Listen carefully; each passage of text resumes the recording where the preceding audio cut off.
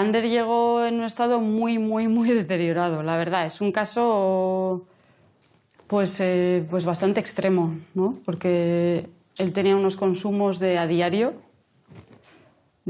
pues mucha cantidad de cocaína, ¿no? Entonces, claro, con 25 años él llegó en un estado paranoias y, claro, llegó muy mal. La primera vez que vi a Ander, sí, ¿no? Me recordó a cuando llegas pues de tu ingreso, ¿no? De Barcelona es todo nuevo, ¿no? Se te hace todo un mundo y llegas, pues bueno, con muchas ganas de hacer vida normal, ¿no? Pero tienes pues muchas limitaciones todavía, ¿no? Y sí que siempre te recuerda, ¿no? a tu proceso, ¿no? Y las dificultades que has pasado. Y bueno, eso hace que también conectes mucho con el paciente, ¿no? Porque precisamente si has pasado por eso, ¿no? Le puedes pues decir cómo hacerlo mejor él, ¿no? El salto de salir de un piso tutelado a volver a casa, digamos, ¿no? Es un paso muy importante y de los que más vértigo te puede dar, la verdad. Los recuerdos que había ahí eran muy negativos, ¿no? Entonces cuando vuelves a tu casa asusta mucho a ti y a tu familia también. Porque claro, todos tienen el recuerdo tan malo, ¿no? De cuando estabas consumiendo. La sociedad no está preparada para, bueno, a mi parecer, ¿no? Para ponerle las cosas fáciles a nadie.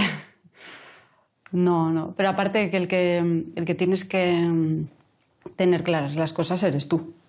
Pues con quién tienes que estar, a dónde puedes ir y dónde no. Y lo que te sienta bien y lo que no te sienta bien a ti. No puedes... Tu bienestar nunca puede depender de los demás, ¿no? De lo que hagan los demás, porque cada uno va a lo suyo.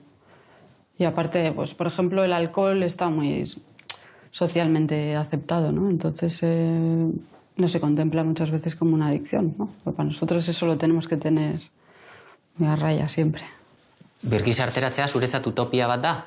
Es una utopía, no, para nada.